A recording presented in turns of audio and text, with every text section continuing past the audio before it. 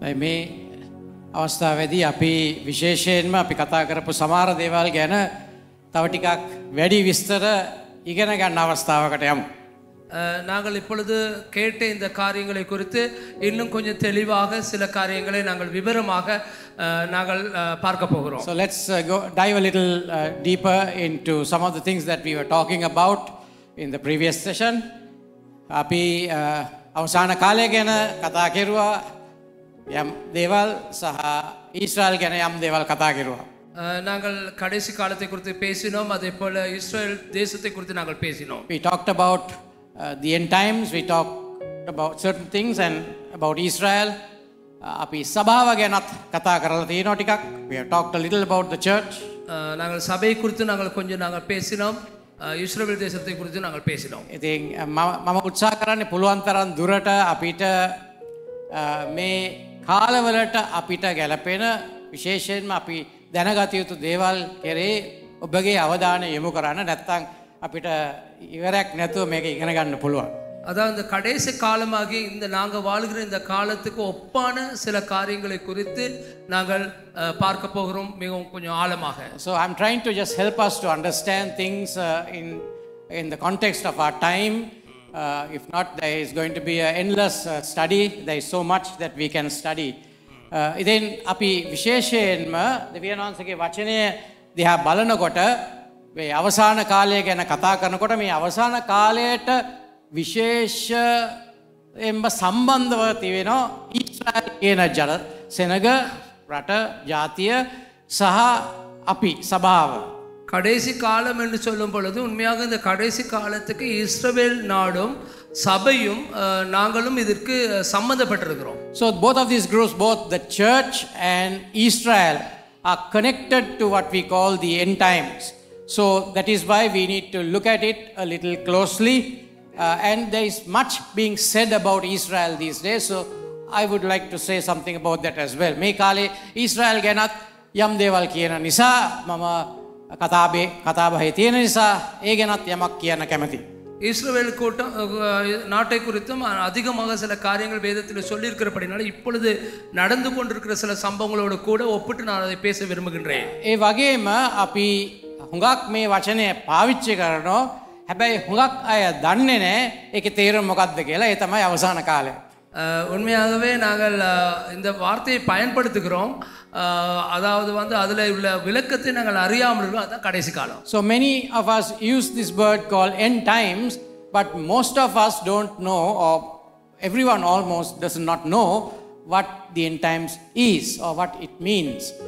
ඒ නිසා දේ වචනයෙන් අපි සොයා බලන්නට අවශ්‍යයි මේ අවසාන කාලය කියන්නේ මොකක්ද කියලා. මොකද ඒ ගැන යම් දේවල් තැන් වල බයිබලයේ තියෙන නිසා. கடைசி காலம் நாங்கள் சொல்லுகிறோம். ஆனால் எதற்கு இந்த கடைசி காலம், என்னத்துக்கு இந்த கடைசி காலம்னு சொல்றது குறித்து நாங்கள் அதை அறியாமல் இருக்கிறோம். அதை குறித்து நாங்கள் ஆராய போகிறோம். ඉතින් මම ඒ ගැනත් කෙටියෙන් කතා කරන්න.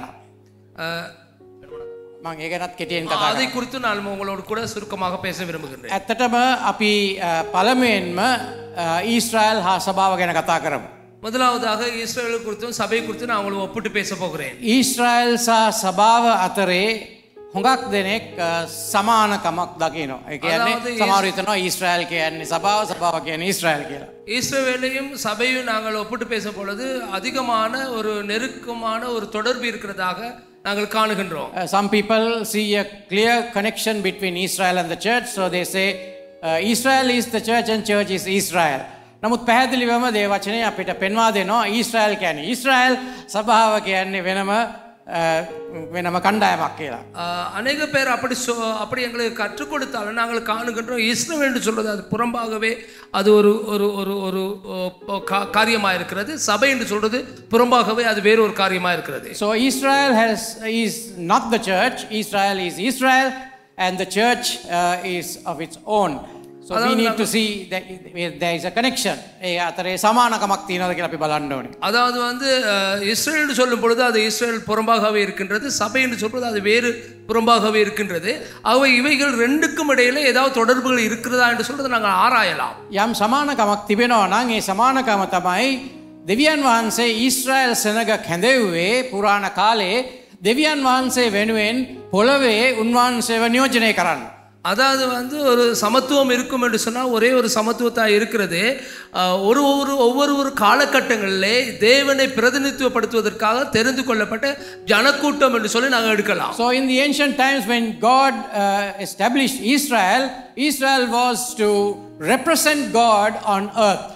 දෙවියන් වහන්සේගේ නියෝජිතය හැටියට දෙවියන් වහන්සේගේ බලය, උන්වහන්සේගේ දෙවිකම, උන්වහන්සේට කළ හැකි දේවල් ගැන ලෝකයට සාක්ෂි දරන්නට, ලෝකයට නියෝජනයක් කරන්නට ඔවුන් ஜாத்திයක් හැටියට දෙවියන් වහන්සේ පිහිටවුවා.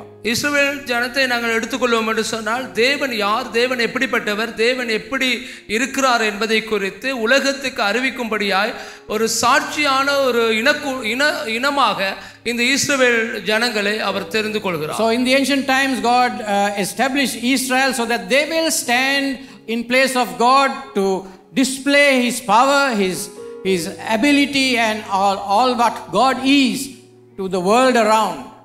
නමුත් අපි කතාකරේ දන්නවා මගින් මගටම ඊශ්‍රායලය තමන්ගේ කැඳවීම තුල රැඳුනේ නැහැ. ஆனால் இந்த கதையை நாங்கள் அறிந்திருக்கிறோம். இஸ்ரவேலை அப்படி தெரிந்து கொண்டிருந்தாலும் தன்னுடைய அழைப்புக்கு உண்மை உள்ளவர்களாக இந்த இஸ்ரவேல் ஜனங்கள் நடந்து கொள்ளவில்லை. So continuously Israel, we know the story how Israel did not remain in the calling that God had called them to be. ඔවුන් දෙවියන් වහන්සේව ලෝකයට ප්‍රකාශ කළේ නැති තරම්. அவர்கள் உண்மையாகவே தேவனை உலகத்துக்கு அறிமுகப்படுத்தாத அளவு என்று சொல்லலாம். They failed to present God to the world through their own lifestyle and even by God being in their midst and doing mighty wonders. දෙවියන් වහන්සේ වුන් මැද්දේ ඉඳලා බලවත් හාස්කම් කිරීම තුලිනුත් ඒ වගේම විවිධ ආකාරවල දෙවියන් වහන්සේව නියෝජනය කරන්නට ඔවුන් අසමත් වුණා. உண்மையாகவே தேவன் செய்த பிரதான வல்லமையான கிரியைகளை வைத்தும் தேவன் எப்படிப்பட்ட தத்துவம் உள்ளவர் என்பதை குறித்து உலகத்துக்கு காண்பிப்பதற்கு அவர்கள் தவறிவிட்டார்கள். දෙවියන් වහන්සේ ඔවුන්ව ඒ නියෝජිතයෝ හැටියට පත් කරනකොට ඒ පත් කිරීමට අපි කියනවා පරණ ගිවිසුම කියලා. නැත්තම් ඒක තමයි දෙවියන් වහන්සේ ඊශ්‍රායල් වරු සභ කරපු පළවෙනි ගිවිසුම.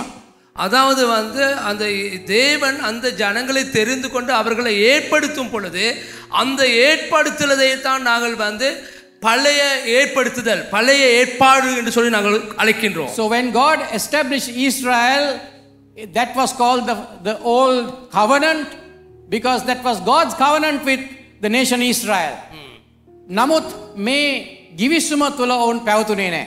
இவர்கள் இந்த ஏற்பாடுக்குள்ளே நிலைத்திருக்கவில்லை. They did not remain in this covenant. ඉතින් එහෙම තමයි අපේ බයිබලයේ පරණ ගිවිසුම කියන කොටස එන්නේ. පරණ ගිවිසුම ඇවිල්ලා පළමුවෙන්ම දෙවියන් වහන්සේ ඊශ්‍රායල් සමග කරපු ගිවිසුමේ අඩංගු දේවල් තුල පැවතීම. அதாவது பழைய ஏற்பாடு நாங்கள் சொல்லும் பொழுது இந்த இஸ்ரவேல் ஜனங்களோடு தேவன் செய்து கொண்ட உடன்படிக்கை, அந்த உடன்படிக்கையை அவர்கள் மீறினார்கள் என்பது தான் இந்த பழைய ஏற்பாடில் உள்ள அதாவது செய்தியாக இருக்கின்றது. So the Old Testament in our Bible represents being within the covenant that God made with Israel, to be in the covenant and fulfill the requirements of the covenant. Israel මේකේ පැවතුනේ නැති නිසා දෙවියන් වහන්සේ සිදු වුණා විවිධ අවස්ථාවල් වලදී ඔවුන් වහල්කමට යවන්න, ඔවුන්ට දඬුවම් කරන්න. தேவன் அழைத்த அழைப்புக்கு உண்மை உள்ளவர்களாக இல்லாமல் அவர்கள் அந்த உடன்படிக்கைக்கு உண்மை உள்ளவர்களாக இல்லாமல் நடந்து கொண்டபடினால அநேக தடவைகள் அங்கே அடிமைத்தனத்துக்கு அனுப்புவதற்கு தேவனுக்கு நேரிட்டது. Since Israel did not remain in the covenant, God had to punish them. They were sent into exile, into slavery, and God punished the nation Israel, wanting to teach them and to tell them to return back to the covenant. නැවත ගිවිසුම වෙතට එන්න කියලා උන්ට කියන්න උන්වහන්සේ උත්සාහ කළා. அதாவது வந்து மறுபடியுமாக இந்த உடன்படிக்கைக்கு நீங்கள் வாருங்கள் என்று சொல்லி அந்த ஜனங்களை தண்டித்தார். அவர் தண்டித்து சிலவர்களை அங்கே அடிமைத்தனத்துக்கு அனுப்பினார், அவர்களுக்கு இதை அங்கே அறிவுறுத்துவதற்காக. ඉතින් අනාගත වක්තෘවරුන්ගේ පොත් පරණ ගිවිසුමේ ඒවා වලින් වැඩි හරියක තිබෙන්නේ මේ ප්‍රපේතවරු, අනාගත වක්තෘවරු ඊශ්‍රායල් සෙනගට ප්‍රධාන වශයෙන්ම කියනවා ආපහු එන්න. ඇවිල්ලා මේ දෙවියන් වහන්සේ සමග ඔබ පැවැත්වූ ගිවිසුම පිහිටි ඒකේ කරුණු ඉෂ්ට කරන්න කැප වෙන්න නැවතත් කැප වෙන්න කියලා කැඳවනවා. பழைய ஏற்பாட்டில் இருக்க மொத்த செய்தியை நாங்கள் காணுகின்றோம். நீங்கள் தேவனாலே தெரிந்து கொள்ளப்பட்டவர்கள், தெரிந்து கொண்டு உங்களுக்கு ஒரு உடன்படிக்கை இருந்தது. ஆனால் அந்த உடன்படிக்கை மீறினாலும் பரவாயில்லை, அதுக்கு நீங்கள் தண்டனை அனுபவித்தீர்கள், பரவாயில்லை, மறுபடியுமாக வந்து இணைந்து கொள்ளுங்கள் என்று சொல்ற ஒரு அழைப்பை தான் நாங்கள் பழைய ஏற்பாட்டிலே காணுகின்றோம். Most of the prophetic books in the Old Testament is what God is speaking through the prophets to the nation Israel, calling them to come back, to return back into the covenant and fulfill the requirements of the covenant that they made before God. Namuth Israel සමහර වෙලාවට චුට්ටක් කීකරු වෙනවා වගේ පෙනුනට ඔවුන් ඒ givisuma ක්‍රියාත්මක කරන්නට හෝ givisumේ කටයුතු පවත්වාගෙන යන්න ඔවුන් අසමත් වෙනවා. ஆனால் அப்படி அழைத்தாலும் தேவன் அந்த ஜனங்களை அந்த உடன்படிக்கையை நடத்துவதற்கு நீங்கள் வாருங்கள், மறுபடியுமாக அதை நீங்கள் பேணுங்கள் என்று சொல்றதுக்கு அழைத்தாலும் அவர்கள் அங்கே வருகிறது போல காண்பித்தாலும் அவர்கள் முழுமையாக தங்களை ஒப்பு கொடுக்கவில்லை, அவர்கள் வரவில்லை. They continually fail after some small points of obedience, but still they continually fail. They do not keep the covenant requirements. ඉතින් ඒක නිසා තමයි අපි බයිබලෙ ටිකක් අධ්‍යයනය කරලා තිබෙනවා නම් ඔබ දන්නවා පරණ ගිවිසුම අවසාන වෙනකොට අලුත් ගිවිසුම සිදුවීම් පටන් ගන්න කලින් අවුරුදු 400ක විතර නිහඬ කාලයක් තිබෙනවා. அதனாலே தான் நாங்கள் காணுகின்றோம் பழைய ஏற்பாடில் உள்ள செய்திகள் நிறைவு பெற்று அங்கே புதிய ஏற்பாட்டில் உள்ள செய்திகள் ஆரம்பிப்பதற்கு ஒரு நீண்ட காலம் எடுத்தது. 400 வருடங்கள். அந்த 400 வருடங்கள் நாங்கள் இருண்ட காலம் என்று அழைக்கின்றோம். So there is a 400 period time period between the last book of the Old Testament and the events of the New Testament. There is a 400 period, a silent period, a dark period. නිහඬ කාලයක්, අඳුරු කාලයක්. அதை நாங்கள் மௌன காலம் என்று சொல்லுகிறோம், இல்லாவிட்டால் நாங்கள் அதை இருண்ட காலம் என்று சொல்லுகிறோம். මොකද දෙවියන් වහන්සේ තවදුරටත් ප්‍රොපේතවරුන් ලවා කතා කරන්නේ නැහැ කියලා කිව්වා. தேவன் இன்னும் அங்கே அவருடைய தீர்க்கதரிசிகளை அனுப்பி அவர் பேசுவதில்லை என்று சொன்னார். God did not continue to speak through the prophets. He became silent. ඒක නිහඬ කාලය කියන්නේ ඒකයි. උන්වහන්සේ නිශ්චල වුණා, කතා කළේ නැහැ. மௌனமான காலம் என்று சொல்றது தேவன் மனிதனோடு இடைப்படாமல் இருந்த காலம். தேவன் மனிதனோடு பேசாமல் நிறுத்தின காலம் அது. So he was silent. He decided to keep quiet, not speak to his people. அதாவது ஜனங்களோடு எந்த ஒரு தொடர்பும் பேசவும் இல்லாமல் அவர் அவ்வாறாக அதை நிறுத்தி விட்டார். ஆகவே தான் நாங்கள் அது நிறுத்தப்பட்ட காலம், இடைநிறுத்தப்பட்ட காலம் என்று நாங்கள் சொல்லுகிறோம். අපිටත් මේක වෙනවා නේද? අපි කියලා බැරි වුණාම අපි කියනවා වැඩක් නැහැ කතා කරලා මම කතා කරන්නේ නැහැ. அதாவது நாங்கள் பேசி ஒன்றுமே கேட்காம போனா பேசி வேலையில் என்று சொல்லி நாங்கள் விட்டு விடுவோம். அந்த மாதிரி விட்டு ஒரு காலம் தான் அந்த காலம். ඉතින් දෙවියන් වහන්සේ ඊශ්‍රායල් සෙනඟ සමග givisumක් කෙරුවා. ඔවුන් මේ givisuma පවත්වන්නේ නැහැ. කිව්වා හරියන්නේ නැහැ. දෙවියන් වහන්සේ නිශ්චල වෙනවා, නිහඬ වෙනවා. அதாவது அவர் தேவன் ஒரு உடன்படிக்கை இந்த ஜனங்களுக்கு கொடுத்தாரு. ஆனால் அவர்கள் அதை நடத்துவார்கள் நினைத்தார். ஆனால் அப்படி நடக்கவில்லை. அதனால சொல்லி பார்த்தாரு.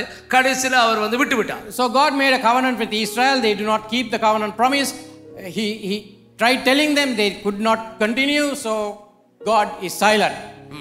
හැබැයි එතනින් කතාව ඉවර වෙන්නේ නැහැ. ஆனால் அப்படி என்று சொல்லி ஆண்டவர் அதை அவங்களை எக்கேடு கட்டுகிறது விட்டுவிடவில்லை. මොකද දෙවියන් වහන්සේට මේ ඊශ්‍රායල්ට වඩා උන්වහන්සේ මිනිස් සංහතිය වැදගත්.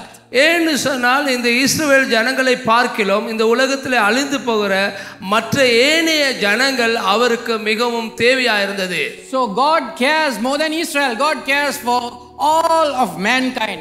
So he has a greater plan for mankind and their salvation. දෙවියන් වහන්සේට මේ මාත් මිනිස් සංහතිය කෙරේ සැලැස්මක් තියෙනවා ඔවුන්ගේ ගැලවීම සඳහා. ஆகவே இந்த எல்லா ஜனங்களையும் குறித்தும் அவருக்கு பெரிதான ஒரு திட்டம் இருந்தது. அவர்கள் மேலே ஒரு அன்பு அவருக்கு வந்தது. ඒ සැලැස්මේ ඉතුරු කොටස උන්වහන්සේ දියත් කරනවා ක්‍රිස්තුස් වහන්සේගේ මාංශවත් වීම තුලින්. அந்த திட்டத்திலே மிகுதியான அந்த பகுதி ஜனங்களை நேசித்தபடினாலே இயேசு கிறிஸ்துவை இந்த பூமிக்கு அனுப்பி மாம்சமாகிறதுக்கு மூடாக அந்த திட்டத்தை ஆரம்பிக்கின்றார். So through the incarnation of Christ, God actually activates the rest of his plan to save mankind. ඒකට අපි කියනවා අලුත් ගිවිසුම කියලා. අපි අලුත් ගිවිසුමේ දකින්නේ ඒ කතාවයි. அப்படி அந்த இயேசு கிறிஸ்துடைய மாம்சமாகுதலோடு கூட ஆரம்பிக்கப்பட்ட அந்த திட்டத்தை தான் நாங்கள் அழைக்கின்றோம் புதிய ஏற்பாடு என்று சொல்லி. We call that the New Testament, and that is found in the New Testament. That story, that part is fleshed out in the New Testament. අලුත් ගිවිසුම තුළ අපි දකිනවා ක්‍රිස්තුස් වහන්සේ කරුණ කොටගෙන උන්වහන්සේ නැගිට්ටුවනවා උන්වහන්සේ වෙනුවෙන් නැගී සිටින ජනතාවක්. இயேசு கிறிஸ்துவை கொண்டு அவர் அங்கே எழுப்புகிறார், அவருக்காக எழுந்திருக்கிற அவருக்காக வாழுகிற ஒரு ஜனக்கூட்டத்தை. In the New Testament he raises up a people who will be God's people and represent him on earth. ඒ තමයි සභාව ඔබ හා මම. அவர்கள் தான் வேற யாரும் இல்லை, சபை நீங்களும் நானும். That is the church, that is you and I. We are God's representatives on earth at this point of time. මේ කාල යුගයේදී දෙවියන් වහන්සේව පොළවේ නියෝජනය කරන්නේ අපි. இந்த காலத்திலே தேவனை நாங்கள் பிரதிநிதித்துவப்படுத்துகிற ஜனக்கூட்டம் என்று சொன்னால் அது நீங்களும் நானும் மட்டும்தான். අපි අලුත් ගිවිසුමේ ජනතාව, මොකද ක්‍රිස්තුස් වහන්සේගේ කුරුසිපත් වීම තුලින් උන්වහන්සේ අලුත් ගිවිසුමක් ඇති කළා මිනිසුන්ව මුදවන්න, දෙවියන් වහන්සේ සමග සමගි කරන්න.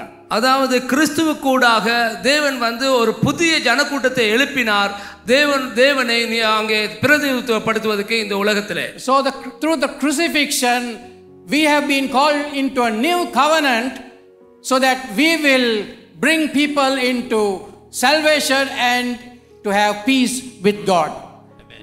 මෙන්න මේ තැන තමයි අද අපි සිටගෙන සිටින්නේ. நாங்கள் இந்த இடத்திலே தான் நின்று கொண்டிருக்கிறோம் இப்பொழுது. ඉතින් ඊශ්‍රායල්ට මොකද වෙන්නේ? இப்போ ஈஸ்ரவேலுக்கு என்ன நடக்க போகுது? What will happen to Israel? ඇත්ත වශයෙන්ම දෙවියන් වහන්සේ ඊශ්‍රායල්ට හා ඔවුන්ගේ මුල් පියවරුන්ට බොහෝ පොරොන්දු දීලා තියෙනවා ඔවුන් සම්බන්ධයෙන්. இதை நீங்கள் கவனிக்க வேண்டும்.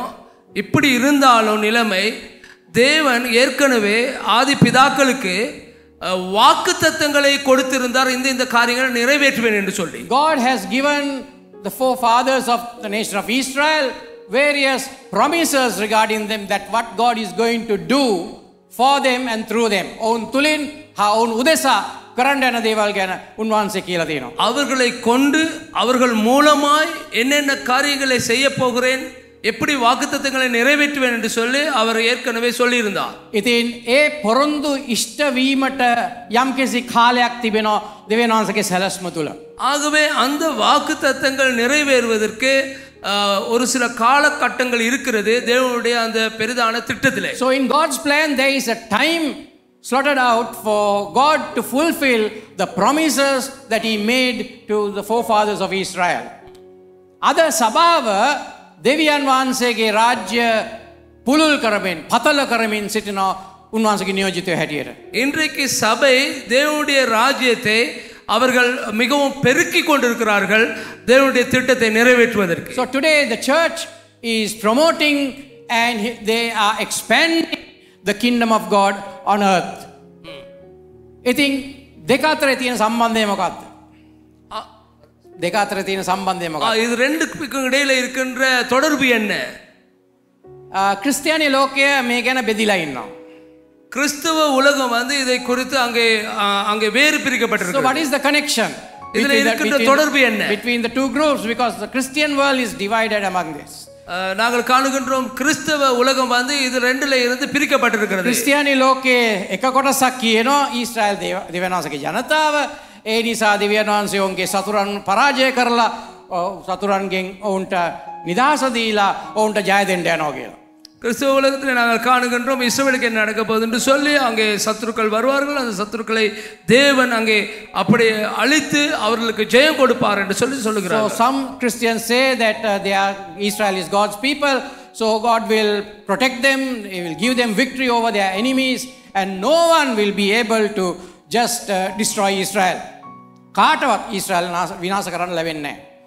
யாருக்குமே இஸ்ரவேலை அழிக்க முடியாது என்று சொல்லி அங்கே சொல்லுகிறார்கள். අනිත් කණ්ඩායමක් හිතනෝ කියනවා නෑ ඊශ්‍රායල් නපුරුයි. ඔවුන්ට ඔවුන්ගේ නපුරුකම් වලට දෙවියන් වහන්සේ දඬුවම් කරන්න යනවා කියලා.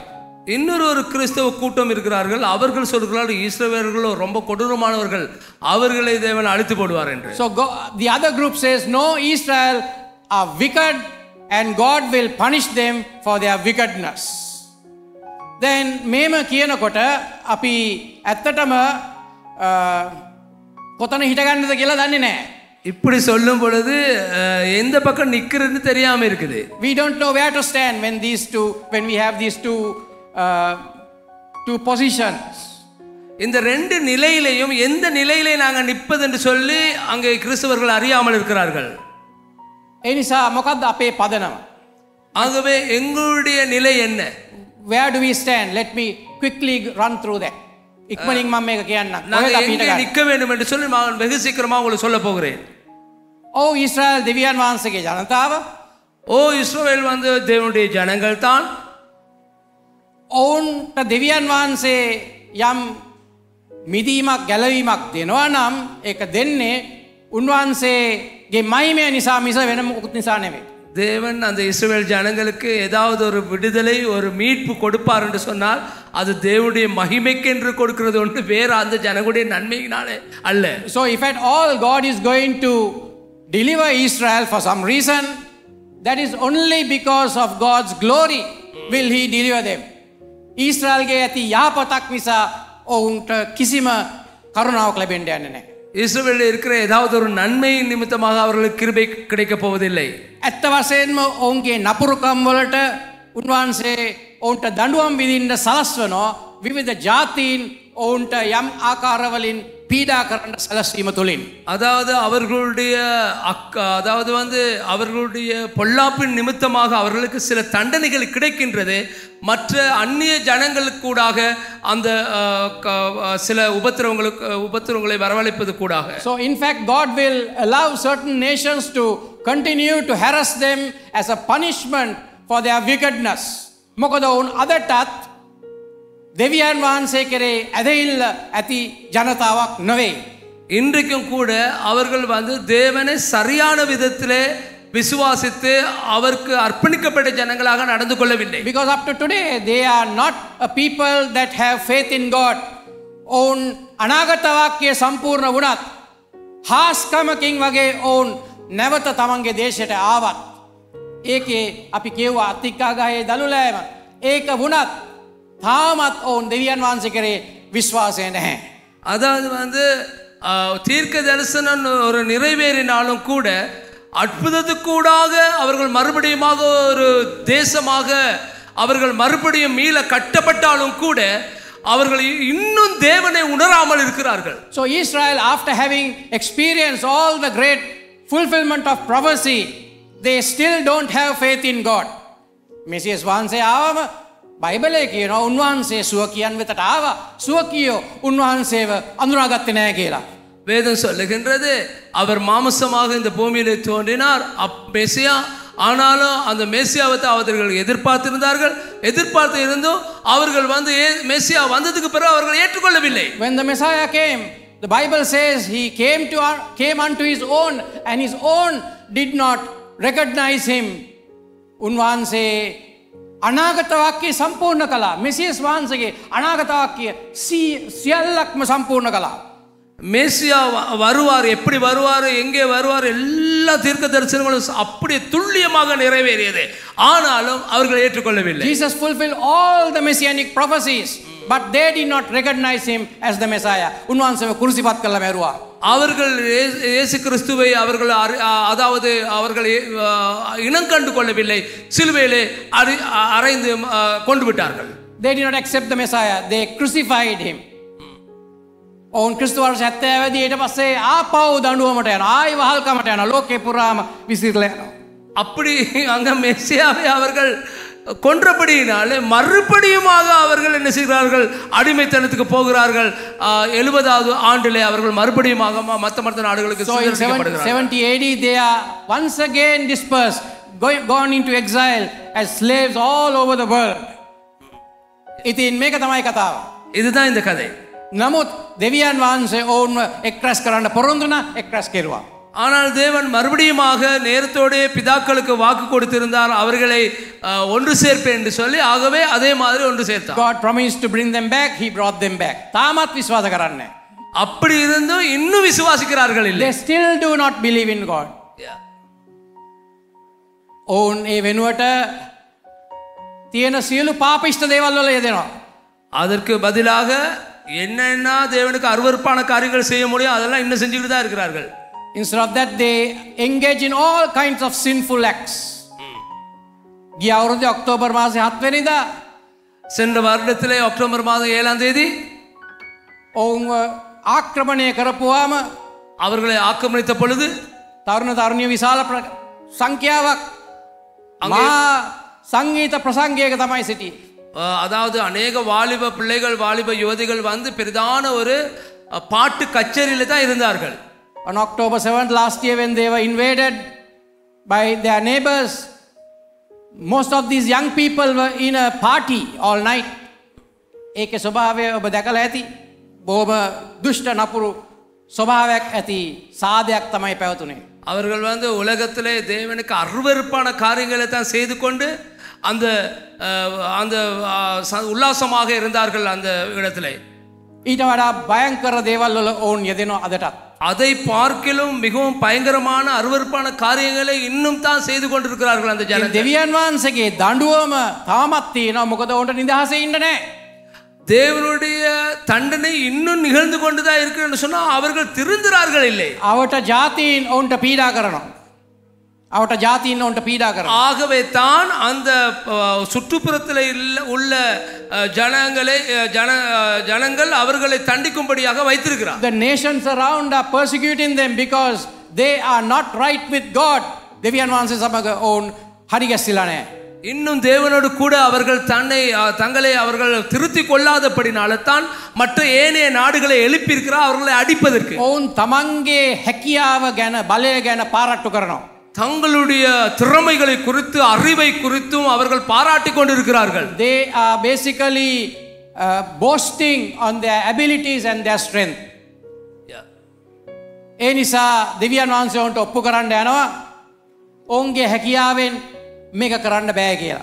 அப்படி செய்து கொண்டிருக்கிறதுனால தேவன் ஒரு நாளைக்கு நிரூபிக்க போகிறார் அவர்களுடைய ஆற்றல் திறமைகளினாலே இப்படி ஜெயம் கொள்ள முடியாது என்று.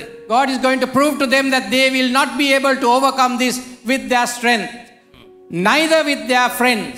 ඔවුන්ගේ මිත්‍රයින් සමග පවා මේක කරන්න බැරි වෙනවා. அவர்களுடைய நட்பினால் கூட இதை செய்ய முடியாது என்பதை தேவன் அவர்களுக்கு உணர்த்துவார். ඒක අපිට සිදුවෙන සිදුවීම් වලින් බලා ගන්න පුළුවන්. இப்பொழுது நிகழ்ந்து கொண்டிருக்கிற காரியங்களுக்கு கூடாக அதை நாங்கள் காணலாம். ඔවුන්ට ආක්‍රමණය සිදු වුණාම ඔවුන්ගේ තාක්ෂණය ඔක්කොම කැලේ. அவர்கள் எப்படியாவது அவர்களை ஆக்கிரமிக்கும் பொழுது சத்துருக்கள் வந்து அவர்களுடைய எல்லா யுத்திகளும் அங்கே அதுல பிரயோசனம் இல்லாமல் போய்விடும். When they were actually invaded, all their technology was gone. ඔවුන් දක්ෂ සෙනගක් ඔවුන්ගේ දක්ෂකම් ගොඩක් තියෙනවා. දෙවියන් වහන්සේ ඔවුන් තුල ක්‍රියා කරනවා.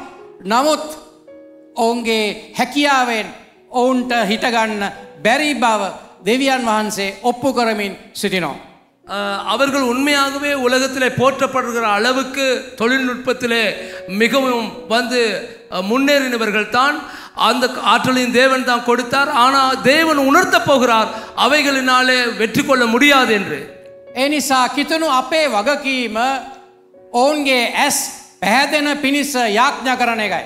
ஆகவே கிறிஸ்தவர்களாக எங்களுடைய பொறுப்பு தான் அவர்களுடைய கண்கள் திறக்கும்படியாய் ஜெபிப்பது.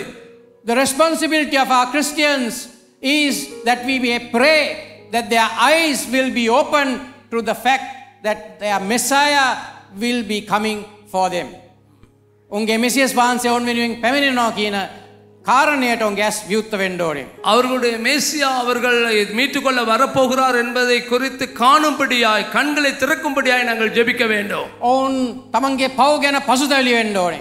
தாங்கள் செய்கிற பாவங்களை குறித்து அவர்கள் மனம் திரும்ப வேண்டும். ඔවුන් අනුන්ට කරන දුෂ්ට ක්‍රියාවන් ගැන පසුතැවිලි වෙන්න ඕනේ. மற்றவர்கள் அந்நியர்களுக்கு அவர்கள் செய்கிற அக்கிரமங்களை குறித்து அவர்கள் அங்கே மனம் திரும்ப வேண்டும். දෙවියන් වහන්සේගේ කරුණාව ඔවුන් තමන් වෙනුවෙන් ඉල්ලන්න ඕනේ. தேவனை குறித்து அந்த கிருபை அவர்களுக்கு கிடைக்க வேண்டும். They must repent of their sin. They must repent of the evil that they do to others. They must ask God to forgive them and give them his favor. එතන තමයි අද අපි සභාවක් හිටියට හිටගත යුත්තේ. அந்த நிலையிலே தான் இந்த சபை நிற்க வேண்டும். අපි ඒ වගේම යාඥා කරන්න කැප වෙන්න ඕනේ. ඊශ්‍රායල් ජනතාවගේ දුෂ්ටකම නිසා දුක් විඳින අහිංසක අසරණ ජනතාව ගැන. இஸ்ரவேல் நாட்டில் இஸ்ரவேலர்கள் செய்கிற துஷ்ட கிரியைகளின் நிமித்தமாய் பொல்லாப்புகளினாலே மற்ற ஜனங்கள் படுகிற கஷ்டங்களை குறித்து நாங்கள் மிகவும் ஜெபிக்க வேண்டும். We must also pray for the people who are suffering because of the actions of the Israelites, who are suffering, the innocent and the people who have gone through so much. We must pray for them, pray for their salvation as well. ඔවුන්ගේ ගැලවීම ගැනත් අපි යාඥා කරන්න ඕනේ. அவர்களுடைய இரட்சிப்புக்காகவும் நாங்கள் ஜெபிக்க வேண்டும். මොකද කිසි කෙනෙක් විනාශ වෙන එක දෙවියන් වහන්සේගේ කැමැත්ත නොවේ. ஏன்னு சொன்னா யாருமே அங்கே அழிந்து போவது கர்த்தருடைய விருப்பம் அல்ல. Because it is not God's will that none should perish, that all should experience him and be come to know the Lord Jesus Christ. கிறிஸ்துஸ் වහන්සේ දනාන්දුරා ගන්නට හැම කෙනෙක්ම පැමිණිය යුතුයි. எல்லாருமே இயேசு கிறிஸ்துவை அறிந்து கொள்ள வேண்டும், அவருடைய அன்பை ஏற்றுக்கொள்ள வேண்டும். ඒ ඔක්කොම කිව්වයන් පස්සේ அவைகள் எல்லாமே அங்கே சொன்னதுக்கு பிறகு අපි තාමත් මතක තියාගන්න ඕන දෙයක් තියෙනවා. நாங்கள் எல்லாருமே ஞாபகத்தில் வைத்துக் கொள்ள வேண்டிய ஒரு காரியம் இருக்கிறது. ඒ තමයි ඊශ්‍රායල් දෙවියන් වහන්සේගේ ප්‍රොපේතමය ඔරලෝසුව. அதாவது இஸ்ரவேல் வந்து தேவனுடைய தீர்க்க தரிசன கடிகாரம். මම මේක කලිනුත් කිව්වා. ඊශ්‍රායල් දිහා බලපුවාම සිදුවෙන දිහා බලපුවාම අපි දන්නවා අනාගත වාක්‍ය සම්පූර්ණ වෙන්නේ කොහොමද කියලා. அதாவது வந்து இஸ்ரவேலை பார்க்கும் பொழுது தீர்க்க தரிசனம் எப்படி நிறைவேறுகிறது அந்த கடிகாரம் ஓடுகிறது போல நாங்கள் பார்க்கலாம். So when we look at Israel and what is happening to Israel, we can see and know what God is doing and what God has promised to do. You can see the progression of events because it is the time clock of prophetic revelation. Hallelujah. Hallelujah. මෙන්න මේ නිසා ඊශ්‍රායලයේ සිදුවෙන දේවල් අපි සැලකිල්ලට ගන්නවා. ஆகவே இஸ்ரவேலில் நடக்கிற சம்பவங்களை குறித்து நாங்கள் எப்பொழுதும் உன்னிப்பாய் கவனித்து பார்த்து கொண்டு இருக்க வேண்டும். දෙවියන් වහන්සේ කරනවා කියපු දේවල් දිහා අපි බලාගෙන ඉන්නවා. தேவன் செய்வார் என்று சொல்லி சொன்ன காரியங்கள் குறித்து நாங்கள் உன்னிப்பாய் பார்த்து கொண்டு இருக்க வேண்டும். මොකද අපි දෙගොල්ලටම අදාළ වූ දෙයක් තියෙනවා. ஏன்னு சொன்னால் நாங்கள் இருவருக்குமே அங்கே பிரயோகமான ரெண்டு அங்கே காரியங்கள் இருக்கிறது. There is something that is relevant to both Israel and the church. ඒ තමයි ක්‍රිස්තුස් වහන්සේගේ නැවත පැමිණීම. அதுதான் இயேசு கிறிஸ்துவுடைய இரண்டாவது வருகை. The return of Lord Jesus Christ is the common factor for both Israel and the church. යේසුස් වහන්සේ ඊශ්‍රායල්ගේ මෙසියස් වහන්සේ විදියට පැමිණෙන්නට යනවා. இஸ்ரவேலுடைய மெசியாவாக இயேசு கிறிஸ்து மறுபடியும் வரப்போகிறார். Jesus will return as the Messiah of Israel. அதே போல இஸ்ரவேலுடைய மெசியாவாக இயேசு கிறிஸ்து வரப்போகிறார். උන්වහන්සේ දාවිද්ගේ සිංහාසනය නැවත පිහිටවන්නට යනවා. தாவீதுடைய சிங்காசனத்தை மறுபடியுமாக அவர் அங்கே அமைக்க போகிறார். උන්වහන්සේ තමන්ගේ රාජ්‍ය ස්ථාපිත කරන්නට යනවා. அவருடைய ராஜ்யத்தை அவர் ஸ்தாபிக்க போகிறார். Jesus will return as the Messiah. He will set up the kingdom of or the throne of David and he will continue to rule the kingdom of God on earth. Hallelujah. Hallelujah. අපේ සම්බන්ධය මොකක්ද? எங்களுடைய தொடர்பு என்ன? අපි උන්වහන්සේගේ පැමිණීම බලාපොරොත්තු වෙන්නේ ඇයි? நாங்கள் அவருடைய வருகையை ஏன் எதிர்பார்த்த வண்ணமாக இருக்கிறோம்? Why do we expect Jesus to come back? මොකද අපි ඒ රාජ්‍යයේ පූජකයෝ රජවරු එකට හවුලේ රජකම් කරන අය. ஏன்னு சொன்னால் இயேசு கிறிஸ்து நிறுவ போகிற அந்த ராஜ்யத்தில் நாங்கள் ஆசாரியர்களா இருக்கிறோம், ராஜாக்களா இருக்கிறோம், அங்கே தலைவர்களா இருக்கின்றோம். We will be a kingdom of priests, a kingdom of rulers that will rule together with Christ, co-rulers with Christ. Hallelujah. Hallelujah. ළඟින කෙනාට කියන්න අපි දේව රාජ්‍යයේ හවුල්කාරයෝ කියලා. பக்கத்தில் உள்ள பார்த்து சொல்லுங்கள், தேவ ராஜ்யத்திலே நாங்கள் பங்காளிகள் என்று. අපි දේව රාජ්‍යයේ හවුල්කාරයෝ. நாங்கள் தேவ ராஜ்யத்தின் பங்காளிகள். දේව රාජ්‍ය පතල කරන අය විතරක්ම නෙවෙයි.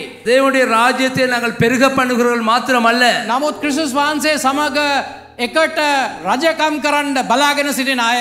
இயேசு கிறிஸ்துவுடைய ராஜ்ய நிறுவும் பொழுது அதிலே அவரோடு கூட சேர்ந்து ஆளுகை செய்ய பார்த்து கொண்டிருக்கிறவர்கள் நாங்கள். We are not just only promoting the kingdom of God, but we will rule together with Christ in this kingdom. Hallelujah. Hallelujah. ඊශ්‍රායල්ට උන්වහන්සේ වෙච්ච පොරොන්දු උන්වහන්සේ ඉෂ්ට කරන්න යනවා. இஸ்ரவேலுக்கு தேவன் செய்த வாக்குத்தத்தங்களை அவர் ஒரு வகையில் நிறைவேற்றுவார். පොරොන්දු ගණනාවක් තියෙනවා අපිට වෙලා නැහැ දිහා බලන්න. அநேக வாக்குத்தத்தங்கள் இருக்கிறது, அது எல்லாமே பார்ப்பதற்கு நேரம் இல்லை.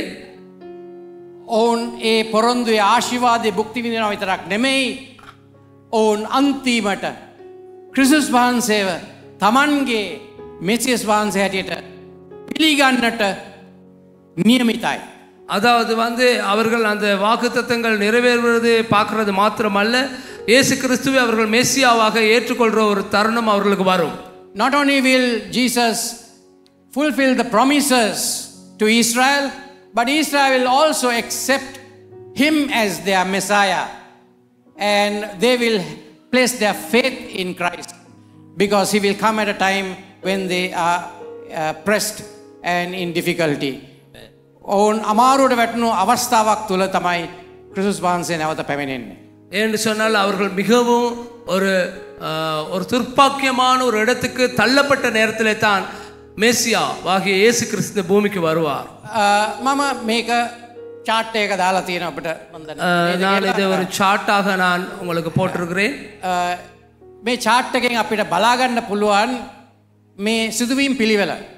இந்த சார்ட்ல எப்படி இது நடக்குதுன்னு சொல்ற அந்த முறையை குறித்து நாங்கள் பார்த்து கொள்ளலாம். சார்ட் එක පේනවා ඇති. ඉස්සල්ලාම මේ ඊශ්‍රායල් සෙනග අකීකරු වුණා. ඒ නිසා යෙරුසලම විනාශ වුණා. ඔවුන් වහල්කමට ගියා. தம்பிலி கலர்ல நாங்கள் காணுகின்றோம், இஸ்ரவேல் ஜனங்கள்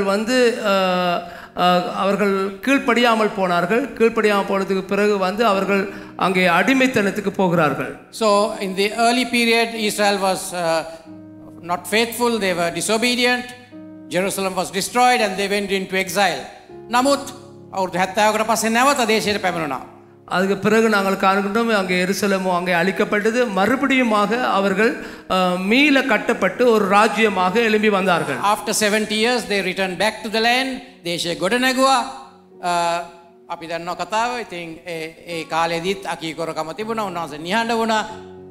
ඊට පස්සේ ක්‍රිස්තුස් වහන්සේගේ පැමිණීම සිදු වුණා. நாங்கள் காணுகின்றோம், அங்கே அந்த காலத்தில் இயேசு கிறிஸ்து உடைய பிறப்பு நடந்தது. அதுக்கு பிறகு அவர் ஒரு ஒரு ஒரு அமைதியான காலம் இருந்தது. So they came back from exile, they came back to the land, established the land, but they continued to be disobedient. He was silent, and then you will find Jesus coming, and his ministry begins from there, a short ministry time period. උන්වහන්සේගේ කෙටි සේවා කාල පරිච්ඡේදය එතනින් ආරම්භ වෙනවා. அவருடைய குறுகிய ஊழிய காலத்தினாலே மறுபடியும் அவர் ராஜ்யத்தை கட்டியெழுப்புகிறார். ක්‍රිස්තු වර්ෂ 70 දී ආපහු මෙසියස් වහන්සේ පිළිනො ගැනීමේ හේතුව නිසා ක්‍රිස්තු වර්ෂ 70 දී ආපහු දේශය විනාශ වෙනවා. ආපහු යෙරුසලම විනාශ වෙනවා. දේවමාලිගාව විනාශ වෙනවා. ආයි වහල්කමට යනවා. அவர்களை மீட்டு கொண்டு வந்த மெஸ்ஸியாவை அவர்கள் சிலுவையிலே அறைந்த குற்றத்துக்காக மறுபடியும் அந்த ஜனங்கள் சிதறடிக்கப்பட்டு அடிமைத்தனத்துக்கு போகிறார்கள். So in 70 AD they are disobedient again and they go into exile captivity again. மறுபடியும் 948 තමයි ආපහු රටට එන්නේ. மறுபடியுமாக 1948 தான் மீண்டும் கட்டப்படுகிறார்கள். They come back into the land once again in 1948, and that is what we call the budding of the fig tree. අත්තිකා ගහ දළු දෑම කියලා අපි කිව්වේ ඒකටයි. அதனால தான் நான் உங்களுக்கு வாசித்தேன், அத்தி மரம் துளிர் விடப்பட்டன்னு சொல்ல அந்த நேரத்தில் தான் அந்த தீர்க்க தரிசனம் நிறைவேறுகிறது. දැන් අපි ඉන්න තැන වර්තමානයේ කියලා chart එකේ පේනවා ඇති. අපි ඉන්නේ ඒ කාලෙත් හුඟක් ගෙවිලා ගිහිල්ලා තියෙන අවධියකයි අපි දැන් ඉන්නේ. அந்த காலகட்டம் அதிகமாக அங்கே கடந்து இப்பொழுது நிறைவேறுகிற ஒரு காலகட்டத்தில் நாங்கள் நிற்கிறோம். So we are in the present where a lot of these things have finished happening, and we are at the brink of the kingdom of God being established. தேவராஜ்ய பீඨonu ලැබීමේ එලිපත්තේ අපි ඉන්නවා. இப்பொழுது மறுபடியுமாக இயேசு கிறிஸ்துடைய ஆளுகை நிலைநாட்டப்படுகிற ஒரு காலகட்டத்துக்கு அருகிலே நாங்கள் நிற்கிறோம். ඒක සිදුවෙන්න යන ඒ සිදුවීමට අද ලෝකයේ සූදානම් වෙමින් තිබෙන බව අපිට පේනවා. அந்த ராஜ்யத்துக்காக இப்பொழுது இந்த உலகமே ஆயத்தப்பட்டு கொண்டிருக்கிறதை நாங்கள் இந்த சில நடவடிக்கைகளுக்கு கூட காணுகின்றோம். We can see that the world is preparing for that to happen. ඒ ක්‍රිස්තුස් වහන්සේගේ නැවත පැමිණීම සිදු වෙන්නේ ඊශ්‍රායල් දේශය ලෝක හමුදාවක් විසින් ආක්‍රමණය කරන වෙලාවකදී. அதாவது இயேசு கிறிஸ்துவுடைய வருகை எப்பொழுது நிகழும் என்று சொன்னால் மறுபடியுமாக இஸ்ரவேல் நாட்டை உலக இராணுவத்துக்கூடாக கைப்பற்ற முனைகிற நேரத்திலே. So Christ will return when a world army will invade Israel. Christ will return in the middle of that invasion. ඒ ආක්‍රමණයේ මැද්දේ ක්‍රිස්තුස් වහන්සේ පැමිණෙන්නට යනවා. அந்த ஆக்கிரமிப்பு மத்தியிலே தானே இயேசு கிறிஸ்துடைய வருகை நிகழும். දැන් ඔබ හරියට සුදලියවෙල කියවලා බැලුවොත් ඔබට පෙනේවි ඒක ඔන්න මෙන්න සිදුවෙන්න තියෙන අවස්ථාවක් කියලා. அதாவது கர்த்தருடைய வார்த்தையை நீங்க தெளிவாக பக்குவமாய் வாசிப்பீர்கள் என்று சொன்னால் அந்த காரியம் இப்பொழுது நிறைவேறுகிறது போல நீங்கள் உணரலாம். If you read scripture carefully, you will see that this is almost about to happen. அதாவது அது கூடுதலா இப்ப நிறைவேறுறது மாதிரி இருக்கலாம். All the parts are in its place. හැම දෙයක්ම ඒ අදාළ තැනට ඇවිල්ලා තියෙනවා. அதாவது எல்லா காரியங்களும் நிகழ்வுகளும் இந்த காரியத்தை நிறைவேற்ற ஒரு காலகட்டத்துக்குள்ளே வந்திருக்கிறோம். ඒ කියන්නේ අපිට නාස්ති කරන්න වෙලාව නැහැ. උන්වහන්සේගේ පැමිණීම ඔන්න මෙන්න සිදු වෙන්න වෙලාවක තමයි අපි ඉන්නේ. அதாவது எங்களுக்கு விரயமாக்குறதுக்கு வேற ஒரு நேரம் இல்லை. அவருடைய வருகை மிக மிக அருகிலே நாங்கள் வந்திருக்கிறோம். In other words, we have no time to waste. We are almost about so close to the coming of Christ. මේක අපි හොඳින් අවබෝධ කර ගැනීම ඉතා වැදගත්. ලෝකේ සිදුවෙන දේවල් දිහා සැලකිල්ල දක්වනකොට. இந்த உலகத்திலே நடக்கிற காரியங்களை குறித்து நாங்கள் கூர்ந்து பார்க்கும் பொழுது இது வெகு சீக்கிரத்திலே இது நடக்க போகிறது போலத்தான் நாங்கள் காணுகின்றோம். උන්වහන්සේ පැමිණෙනකොට සිදුවෙන යුද්ධයට අපි කියනවා ආමගෙඩන් යුද්ධය කියලා. அவர் வரும் பொழுது நாங்கள் நடக்கிற யுத்தத்துக்கு நாங்கள் சொல்லுகிறோம் ஆர்மகதன் யுத்தம் என்று சொல்லி. So the war that will happen at the coming of Christ is called the Armageddon war. That is a war that is led by many nations coming together in a coalition. ඒක සිදුවෙන්නේ ජාතීන් රාශියක් එක හවුලේ යුද පෙරමුණකට ආපුවාමයි. அதாவது நாடுகள் இஸ்ரவேல் நாட்டை தாக்குவதற்காக கூட்டம் கூடி வருகின்ற பொழுதுதான் நடக்கும். அதைத்தான் நாங்கள் சொல்லுகிறோம் ஆர்மகதன் யுத்தம் என்று. ක්‍රිස්තුස් වහන්සේගේ පැමිණීමෙන් ඒ යුද්ධය අවසන් වෙනවා. එතනින් පස්සේ උන්වහන්සේ තමන්ගේ රාජ්‍ය පිහිටුවනවා. இயேசு கிறிஸ்துவுடைய இரண்டாவது வருகையோடு கூட அந்த யுத்தம் நிறைவு பெறும். அதுக்கு பிறகு அவருடைய ராஜ்யத்தை அரசாங்கத்தை அவர் நிறுவுவார். So with the coming of Christ that war will come to an end and thereafter his kingdom will be established. මේක තමයි පිළිවෙල. இதுதான் முறை. නමුත් අපිට අදාළ දෙයක් තමයි මේ අවසාන කාලය කියන්නේ මොකක්ද කියන එක. எங்களுக்கு மிகவும் அங்கே தொடர்புள்ள ஒரு காரியம்தான் இந்த கடைசி காலம்னு சொல்றது என்ன என்பது. Something that is relevant to us though is what is the end time. என்ன இந்த கடைசி காலம்? ඒක අපිට බලන්න පුළුවන් ඊළඟ chart එක දිහා බැලුවොත් අපිට පෙනේවි. அடுத்து இந்த சார்ட்டை பார்த்தால் நீங்கள் பார்க்கலாம். දෙවියන් වහන්සේ අන්‍ය ජාතීන්ට කාලයක් දීලා තියෙනවා. தேவன் அந்நிய ஜாதிகளுக்கு ஒரு காலகட்டத்தை கொடுத்தார். God has given a time period for the Gentiles. ඒ කියන්නේ ක්‍රිස්තුස් වහන්සේ පිළි නොගත්ත සෙනග ජාතීන් රාජ්‍යයන් ඔවුන්ට බලය පවතින්නට කාලයක් දීලා තියෙනවා. அதாவது இயேசு கிறிஸ்துவை ஏற்றுக்கொள்ளாத ஜனங்களுக்கு அவர்களுடைய அரசாங்கங்களிலே அவர்களுடைய அந்த அதிகாரத்திலே நிலைத்திருப்பதற்கு ஒரு காலகட்டத்தை தேவன் கொடுத்திருக்கிறார். ඒ කාලය තුලදී ඔවුන් මේ ලෝකය පාලනය කරලා තියෙනවා. அவர்கள் அந்த கொடுக்கப்பட்ட அந்த காலகட்டத்திலே அவர்கள் இந்த உலகத்தை ஆளுகை செய்திருக்கிறார்கள். පාලනය කරගෙන යනවා තාමත්. இன்னும் செய்து கொண்டு தான் இருக்கிறார்கள். So God has determined a time period for the Gentiles. They have a timetable. They rule the world up to today. The Gentiles rule the world up to today. இந்த අන්‍ය ජාතීන්ගේ කාලය කියලා හඳුන්වන්නේ ඒකයි.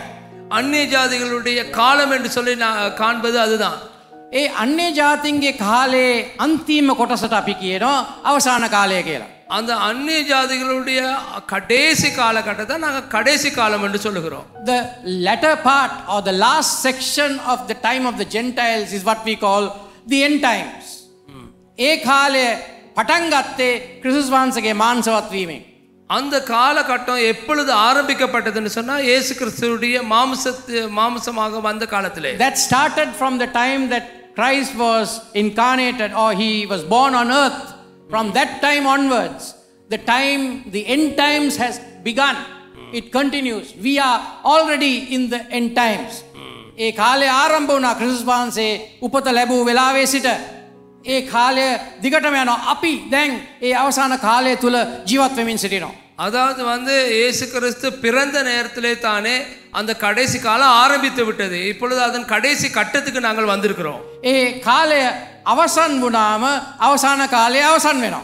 அந்த காலகட்டம் அங்கே நிறைவு பெறும் பொழுது கடைசி காலம் நிறைவு பெற்றுவிடும். When that time comes to an end, the end time ends. ඒක සිදු වෙන්නේ ක්‍රිස්තුස් වහන්සේගේ නැවත පැමිණීමෙන්. அந்த காலகட்டம் எப்பொழுது ஆரம்பிக்கும் என்று சொன்னால் இயேசு கிறிஸ்துவின் இரண்டாவது வருகையிலே. That happens when Jesus returns back. මේ කාලය අවසාන කාලෙත් අවසාන අදියරට අපි ඇවිල්ලා තියෙනවා.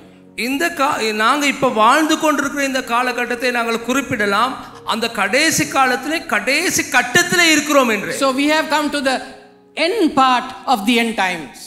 In other words, almost very close to the return of Christ.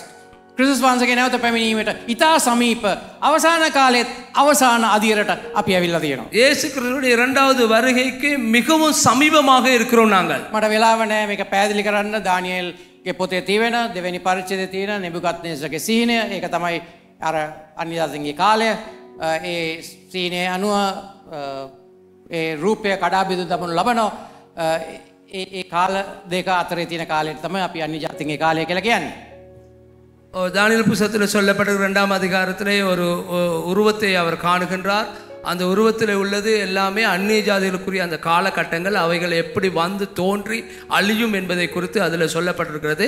அதை குறித்து விவரிக்கிறதுக்கு எனக்கு நேரம் இல்லை. So I don't have time to explain to you the image in the chapter 2 of Daniel that Nebuchadnezzar saw, which is the timetable, the time of the Gentiles, and how that whole image is destroyed. That is this whole story. But I just want us to know that the end times is now, is here, is almost about to end as well.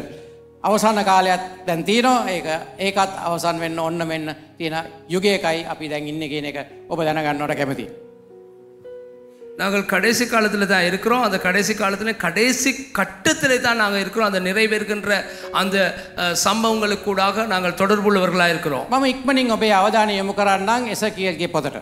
மிக சீக்கிரமாக எசேக்கியேல் புத்தகத்துடைய கவனத்தை செலுத்த விரும்புகின்றேன். ගෙදර ගිහිල්ලා මේ පරිච්ඡේද කියවන්න. வீட்டிலே சென்று இந்த அதிகாரத்தை நன்றாக வாசியுங்கள். You can go home and read the chapters in Ezekiel 36 වෙනි පරිච්ඡේදයේ සිට 48 වෙනි පරිච්ඡේදය දක්වා. 36ஆம் அதிகாரத்திலிருந்து 47வது அதிகாரம் வரைக்கும் நீங்கள் வாசித்து பாருங்கள். කොටස් තුනක් තියෙනවා එතන. இதிலே 3 பகுதிகள் இருக்கிறது. There are 3 sections in this time period. 36 පරිච්ඡේද. அதாவது 36 37 எதை குறித்து பேசுகிறது என்றால் 36 පරිච්ඡේදවල දෙවියන් වහන්සේ පොරොන්දු වෙනවා ඊශ්‍රායල්ව නැවත පිහිටවලා ඊශ්‍රායල්ගේ නැති වුණා වූ සියලු දේ නැවත තහවුරු කරන්න ප්‍රතිස්ථාපනය කරන්න. அதாவது தேவன் வாக்கு கொடுக்கிறார். இஸ்ரவேலில் இழந்து போன காரியங்கள் எல்லாம் மறுபடியுமாக மீண்டும் அவர்களுக்கு பெற்றுக் கொடுத்து அவர்களை மீண்டும் கட்டி எழுப்பி ஒரு ராஜ்யமாக நிலைநாட்டுவதாக அவர் வாக்கு கொடுக்கிறார். Ezekiel 36 and 37 deals with how God has promised to establish Israel again, to re-establish them as a nation and to fulfill the promise that God made to him. 38-39 පරිච්ඡේදවල අපි දකින්නේ ඒට ඉස්සරලා නැත්නම් ඊට පස්සේ සිදුවෙන යුද්ධය මං කියපු ආමගෙඩන් යුද්ධය ගැනයි.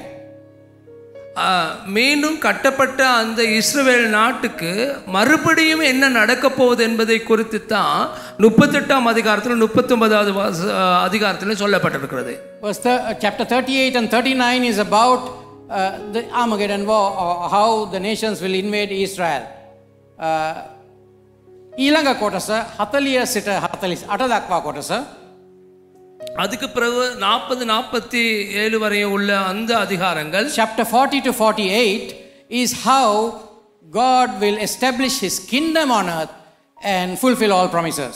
அதாவது தேவனுடைய ராஜ்யத்தை எப்படி அவர் இந்த பூமியிலே நிலைநாட்ட போகிறார், அது எப்படி அந்த ராஜ்யம் எப்படி இருக்கும் என்பதை குறித்து தான் அதில் சொல்லப்பட்டிருக்கிறது. 48 පරිච්ඡේදවල තිබෙන්නේ දෙවියන් වහන්සේ තමන්ගේ රාජ්‍ය පිහිටුවලා ඉන් පස්සේ සියලු පොරොන්දු ඉෂ්ට කරන ආකාරය.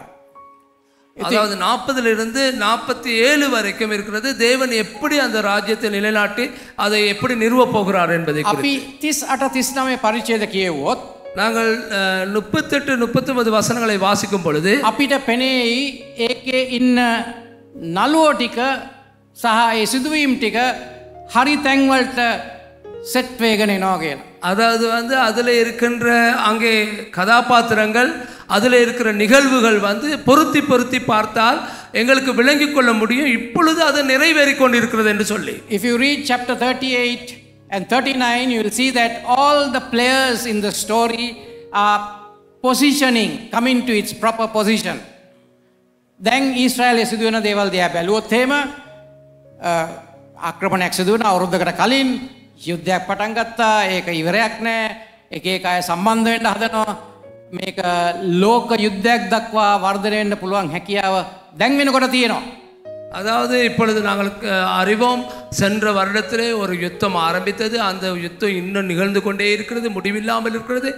அது வந்து இப்பொழுது பெருகி ஒரு உலக யுத்தமாக இப்பொழுது வெடித்து கொண்டிருக்கிறது. உலக யுத்தமாக மாறும் என்கிற ஒரு நிலைக்கு வந்திருக்கிறது. Due to what is happening in Israel right now, there is a possibility, because of all these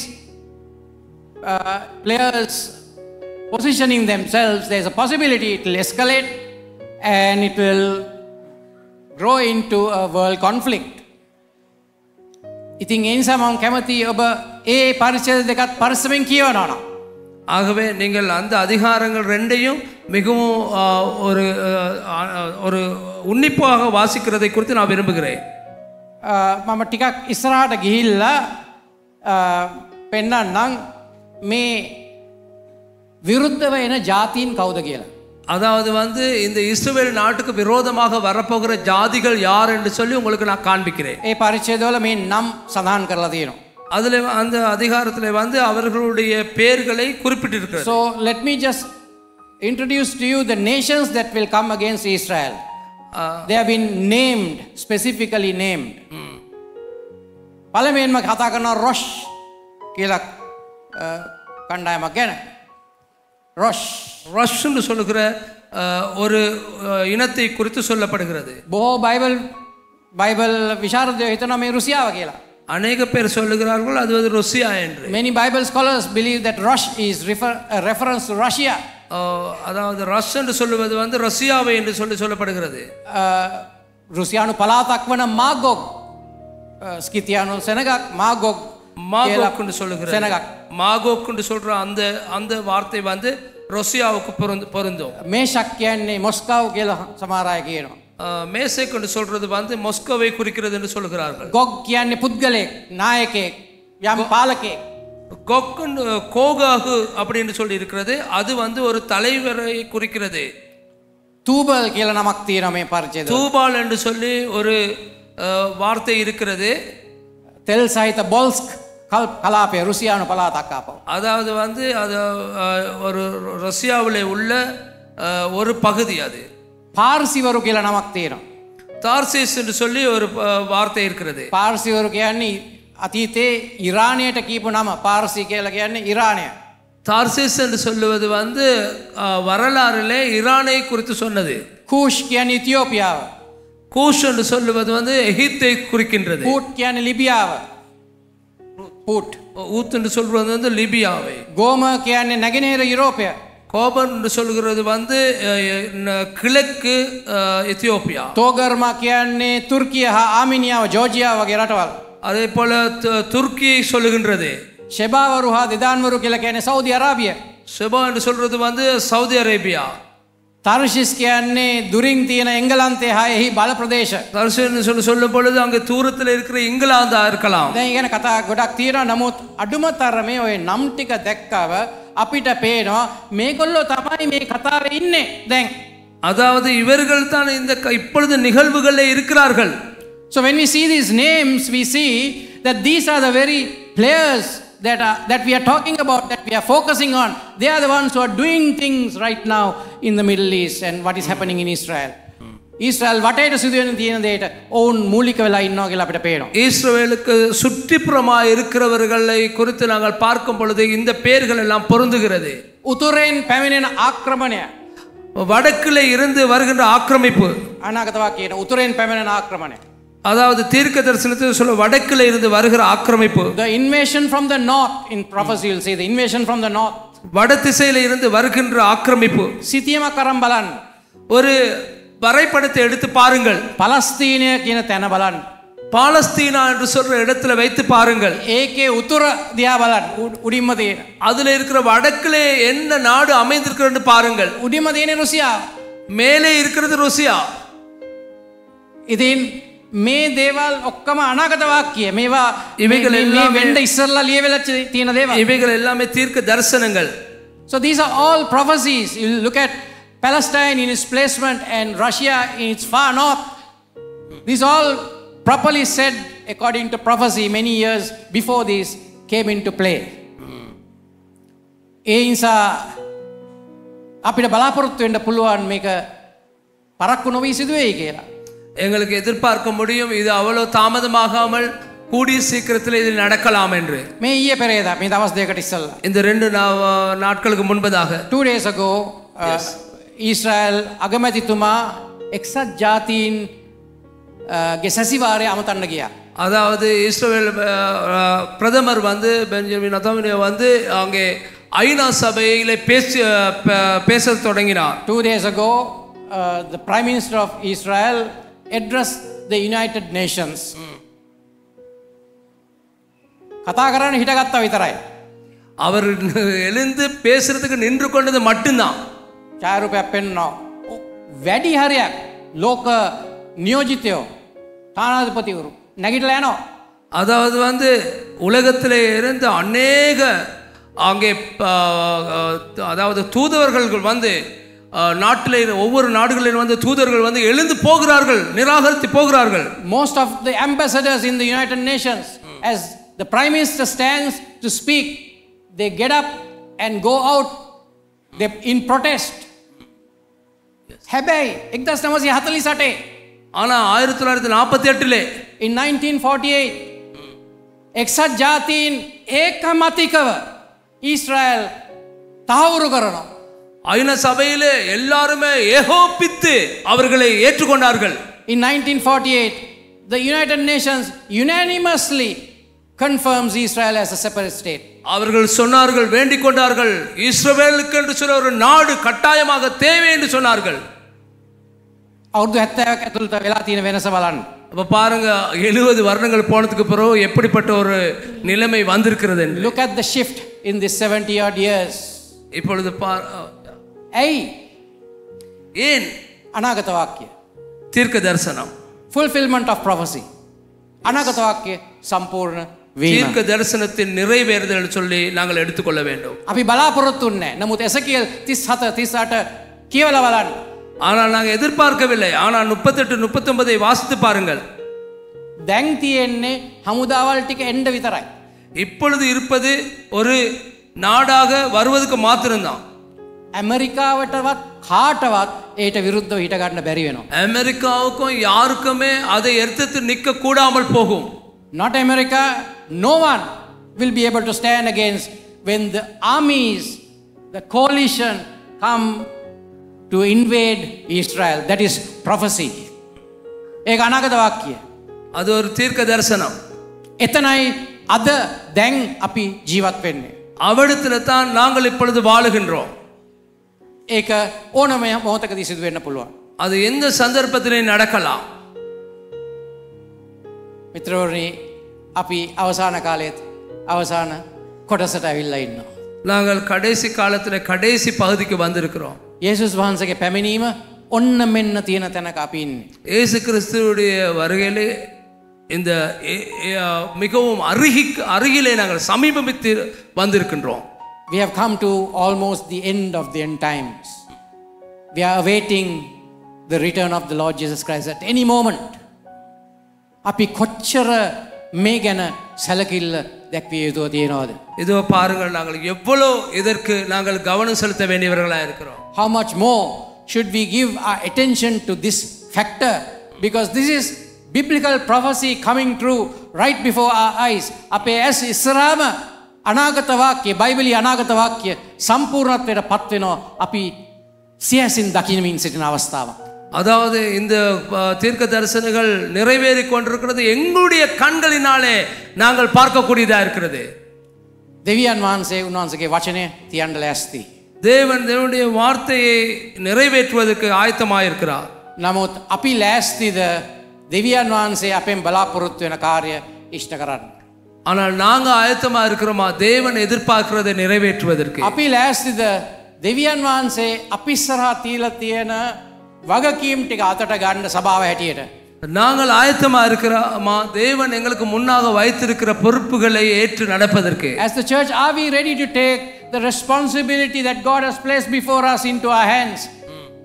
අපි ලෑස්තිද අපි අවධානය වෙන වෙන දේවල් වලින් අහකට අරගෙන ක්‍රිස්තුස් වහන්සේගේ පැමිණීමට අපි සූදානම් වෙන්න, හා උන්වහන්සේගේ පැමිණීමට පෙර හැකිතරම් ජනතාවට සුභාරංචිය பிரகாஷ කරන්න අපි நாங்கள் ஆயத்தமா இருக்கிறோமா? எங்களுடைய கவனத்தை நாங்கள் மற்ற காரியங்களில் இருந்து நாங்கள் விலக்கிக் கொண்டு தேவனுடைய ராஜ்யத்தின் காரியங்களை நிறைவேற்றுவதற்கு எங்களால் முடிந்த அளவு சுவிசேஷத்தை அறிவித்து அங்கே மற்ற ஜனங்களை தேவனுக்குள்ளே கொண்டு வருவதற்கு? Are we ready to prepare ourselves for the coming of Christ, and also to take the opportunity, every opportunity that we have, to proclaim the gospel to those others who have not heard the gospel, so that they may also be included together with us in God's kingdom that He is about to establish. උන්වහන්සේ පීඨවන්ට යන්නව රාජ්‍යයේ පංගුකාරයන් වන පිණිස අන් අය කැඳවමු. அவரோட அங்கே நிலைநாட்ட போகின்ற அந்த ராஜ்யத்திலே பங்காளர்களாக மற்றவர்களையும் நாங்கள் சேர்க்கும்படியாய் எங்களை அர்ப்பணிப்போம். ඊශ්‍රායල්ගෙන් අපි පාඩමක් ඉගෙන ගන්නවා නම්, இஸ்ரவேலை குறித்து நாங்கள் ஒரு பாடத்தை கற்றுக்கொள்வோம் என்று சொன்னால், if we are to learn a lesson from Israel, අපි ඔවුන් වගේ දුෂ්ටව නොසිතිය යුතුයි. அவர்களை போல நாங்கள் பொல்லாப்புகளை செய்கிறவர்களாக இல்லாமல் இருக்க வேண்டும். We should refrain from being evil like Israel was. ඔවුන් දෙවියන් වහන්සේගේ සෙනග කියලා නමෙන් හිටියට දෙවියන් වහන්සේගේ සෙනග කියලා කියන්න කොහෙත්ම අයිතියක් ඔවුන්ට තිබුණේ නැහැ. அவர்கள் தேவனுடைய ஜனங்கள் என்று சொல்லி பேருள்ளவர்களாக இருந்ததுக்கு என்ன, அவர்கள் தேவனுடைய ஜனங்கள் என்று சொல்லி அழைக்கப்படுவதற்கு எந்த ஒரு தகுதியும் இல்லாதவர்களாக இருக்கிறார்கள். They were called the people of God, but they had no right to be the people of God. ඇයි දෙවියන් වහන්සේගේ සෙනග කියලා කියන්න තරම් ඒ විදිහට ඔවුන් ජීවත් වුණේ නැහැ. ஏன்னு சொன்னால் தேவனுடைய ஜனங்களாக அவர்கள் நடந்து கொள்ளவில்லை. They did not live like the people of God. ඔවුන් ලේ වැගිරුවා, ඔවුන් දුෂ්ටකම් කළා, රූප වලට වන්දනා කළා, විවිධ ආකාරයේ පාපිෂ්ඨ කාරණාවල යෙදුණා. அவர்கள் தேவனுக்கு அருவருப்பான பாவங்களை செய்தார்கள், அவர்கள் விக்கிர ஆராதனை செய்தார்கள், அவர்கள் இரத்தம் சிந்தினார்கள், அவர்கள் அக்கிரமங்களையும் பொல்லாப்புகளையும் செய்தார்கள். They continued to do all kinds of evil things. They lived in adultery, they worshipped idols, and they basically broke the covenant that they had with God. දෙවියන් වහන්සේ සමග ඔවුන්ගේ තිබුණු givisuma ඔවුන් කඩ කෙරුවා. தேவனோடு கூட செய்து கொண்ட உடன்படிக்கையும் அவர்கள் உடைத்தார்கள். දැන් සභාව ඇටියට අපිට හොඳ ලස්සනට ඇඟිල්ල දික් කරලා ඊශ්‍රායල්ට කතා කරන්න පුළුවන්. நாங்கள் வந்து சபையாக வந்து இஸ்ரவேலுக்கு விரலை நீட்டி பேசக்கூடியதா இருக்கிறது. නමුත් අපි අපෙන්ම අහන්න ඕනේ ප්‍රශ්නයක්. We must ask ourselves the question. நாங்கள் எங்களிடத்திலே ஒரு கேள்வி கேட்க வேண்டும். අපි දේව දරුවෝ හැටියට ඉන්නේ නමෙන්ද සැබවින්ද කියලා. நாங்கள் தேவனுடைய பிள்ளைகள் என்று சொல்லுகிறவர்களாக இருப்பது நாங்கள் பேரளவிலையா இல்லாவிட்டால் உண்மையாகவே நாங்கள் அர்ப்பணித்த ஒரு வாழ்க்கை வாழ்கிறோமா? Are we God's people by the very meaning of being God's people, or just only by name, nominal. අපි සමහර දෙනෙක් ක්‍රිස්තියානි පසුබිම් වලින් ඇවිල්ලා තියෙනවා. ஒரு சிலர்கள் வந்து நாங்கள் கிறிஸ்தவ பின்னணியில் இருந்து வந்திருக்கிறோம். නමෙන් ක්‍රිස්තියානි. நாங்கள் பேரளவிலே கிறிஸ்தவர்கள். ක්‍රියාවෙන් බලු වටින්නේ නැහැ. நாங்கள் வந்து செயலிலே எந்த ஒரு பொருத்தமே இல்லை. By name, sometimes we are Christian, but our actions are so useless. අපි අපෙන්ම අහන්න ඕනේ මේ ප්‍රශ්නේ. நாங்கள் இந்த கேள்வியை எங்களிடத்தில் கேட்க வேண்டும். අපේ පල්ලියට ආව අත් උස්සලා නමස්කාර කරනවා. நாங்கள் ஆலயத்துக்கு வந்து கரங்களை உயர்த்தி தேவனை நமஸ்கரிக்கிறோம். අපි තරම් ආත්මික මිනිසු නෑ. எங்களைப் போல ஆவிக்குரியவர்கள் வேற யாரும் இருக்க மாட்டார்கள். ආත්මිකකම වැක්කිරෙනවා. ஆவிக்குரிய தன்மை எங்களை விட்டு வழிகின்றது. සතිය දවසක් ගෙදර කියලා බලන්න ඕනේ. ஆனா அங்கே வார நாட்களில் நாங்கள் வீடுகளிலே சென்று பார்க்க வேண்டும். වැඩපොළට ගිහලා බලන්න ඕනේ. தொழிற்சாலையில போய் பார்க்க வேண்டும். මගතොට බලන්න ඕනේ. அங்கே சமுதாயத்தில் வீதிகளிலே நாங்கள் போய் பார்க்க வேண்டும். කෝ අපේ ඇදහිල්ල? எங்கே எங்களுடைய விசுவாசம்? කෝ අපේ කිතුනුකම? எங்களுடைய கிறிஸ்தவ தன்மை சாட்சி எங்கே? කෝ අපේ අලුත් ගිවිසුම? எங்களுடைய புதிய உடன்படிக்கை எங்கே? කෝ අපේ சாட்சி දැරීම? எங்களுடைய சாட்சி பகிர்தல் எங்கே? කෝ අපේ සුද්ධකම? எங்கே எங்களுடைய பரிசுத்தம்? කෝ අපේ දේව භක්තිකකම? தேவ பக்தி எங்கே? අපි අපෙන්ම අහගන්න ඕනේ. இந்த கேள்வியெல்லாம் எங்களிடத்தில் கேட்டுக்கொள்ள வேண்டும். ඊශ්‍රායල් ඇඟිලි දික් කරන්න පුළුවන්. இஸ்ரவேலுக்கு நாங்கள் விரலை நீட்டலாம், அது எங்களுக்கு இலகுவா இருக்கும். නමුත් අපි කොහොමද ජීවත් වෙන්නේ? ஆனால் நாங்க எப்படி வாழுகிறோம்? අපි හරියට ජීවත් වුණොත් நாங்க சரியா வாழுகிறோமா? මේ රට වෙනස් වෙන්න වැඩි වෙලාවක් යන්නේ නැහැ. இந்த நாடு வந்து மாறுவதற்கு அவ்வளவு நாள் போகாது. If we live straight, this country will not take much difficulty to change, to transform. අපි වෙනස් වෙන්න ඕනේ.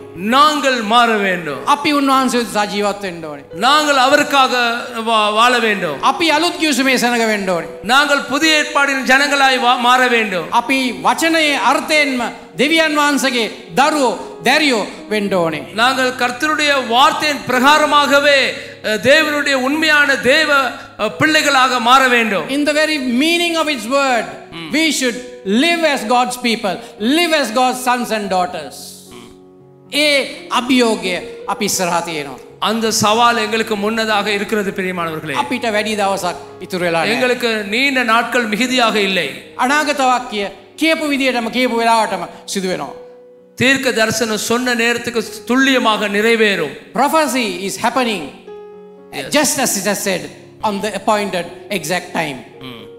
It is now our responsibility that we do our part and be partakers of God's kingdom. දේවරාජ්‍ය අපි පංගුකාරයන් වෙන්නට දැන් කාලය ඇවිල්ලා තියෙනවා. தேவனுடைய ராஜ்யத்தின் பங்காளர்களாக மாறுவதற்குரிய காலத்திலே நாங்கள் நிற்கிறோம் பிரியமானவர்களே. අර කතාවක් තියෙනවානේ. නමින් කපුරුහාමි ළඟින් යන්න බෑ කට ගඳයි කියලා. அது வந்து சிங்களத்தால எப்படின்னு சொன்னால் பேரளவில் வந்து சுகந்தர வாசனை உள்ள வாய், ஆனால் கிட்டே போக முடியாது. நாத்தம் வந்து தாங்கிக் கொள்ள முடியாது. නම ජේසුදාස කොච්චර දුරට උන්වහන්සේගේ දාසෙද? இயேசுதாஸ் என்று சொல்லி பேர் வைத்திருக்கிறோம். எவ்வளவு தூரத்துக்கு அவருக்காக நாங்கள் தாசர்களாக இருக்கிறோம். අපි අපෙන් අහගන්න ඕනේ. அப்படிப்பட்ட கேள்விகள் எங்களிடத்திலே நாங்கள் கேட்க வேண்டும். මං කාටවත් පුද්ගලිකව කතා කරනව නෙවෙයි. අපි අපෙන් අහගන්න ඕනේ. மற்றவர்களுக்கு நாங்கள் விரல் நீட்டுவதற்கு முன்பதாக எங்களிடத்திலே நாங்கள் கேள்வி கேட்க வேண்டும். Yes. Do we really resemble the character of Christ? Do we really resemble our identity as God's people, God's sons and daughters? That determines everything else. ඒක අනිත් සියල්ලම තීරණය කරන්නට යනවා. அவைகள் மற்ற காரியங்கள் எல்லாவற்றையுமே தீர்மானிக்க போகிறது. දෙවියන් වහන්සේ අපට කරුණාව දෙනසේක්වා. தேவன் எங்களுக்கு கிருபை அளிப்பாராக. උන්වහන්සේ අපිට ශක්තිය බලය දෙනසේක්වා. தேவன் எங்களுக்கு பலத்தையும் அதிகாரத்தையும் கொடுப்பாராக. May the Lord give us his grace. May he give us his strength. Amen.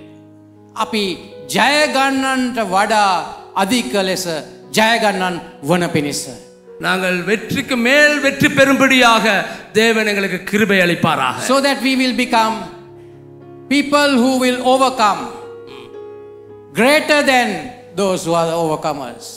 Hallelujah. Hallelujah. Hallelujah. Hallelujah. Hallelujah.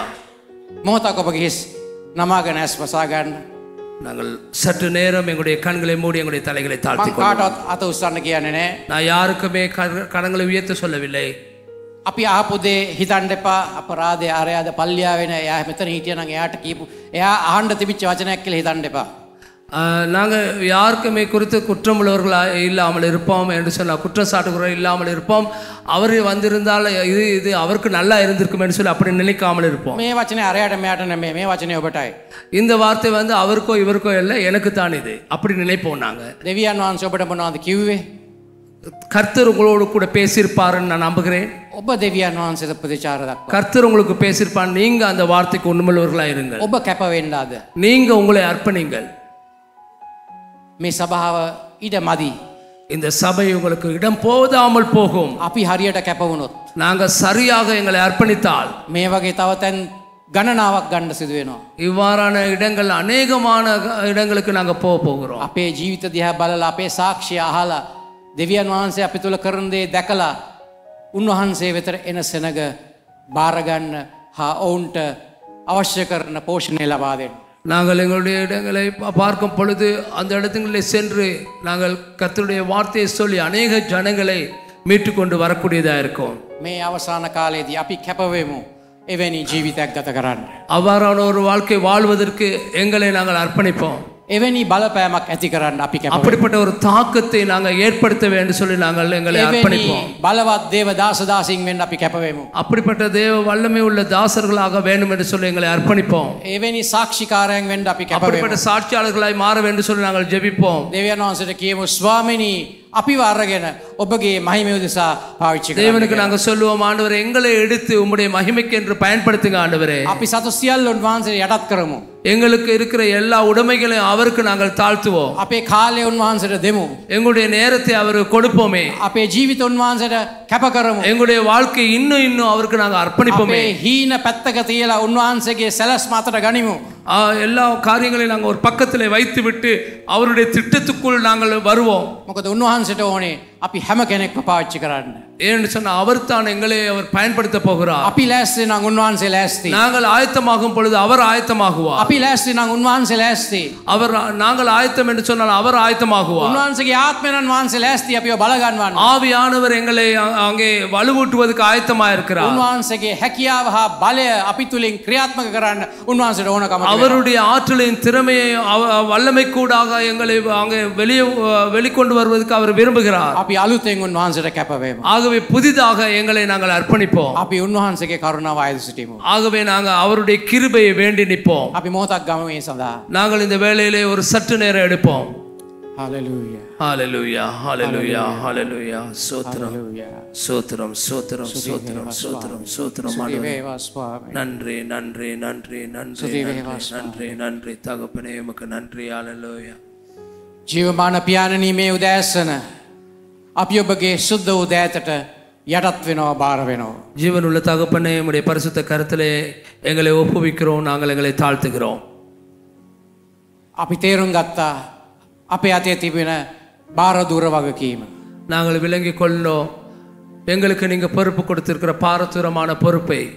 අපේ හැකියාවෙන් අපිට මුකුත් කරන්න බෑ ස්වාමී. எங்களுடைய திறமைகளினால் எங்களுக்கு எதையுமே செய்யக்கூடாது கர்த்தாவே. නමුත් ඔබ වහන්සේ පොරොන්දු ලෙස අපිව බල ගැන්වාම ஆண்டவரே உம்முடைய வாக்குத்தத்தத்தின்படி எங்களை நீங்க ஆண்டவரை வலுவூட்டுகிறீர்கள். අපිට කළ නොහැකි දෙයක් නෑ ඔබ වහන්සේ වෙනුවෙන්. எங்களால் செய்யக்கூடாது உங்களுக்காக நாங்கள் செய்யும்படியாய் අපිව බල ගන්නවන්න ස්වාමී. எங்களை வலுவூட்டுங்க ஆண்டவரே.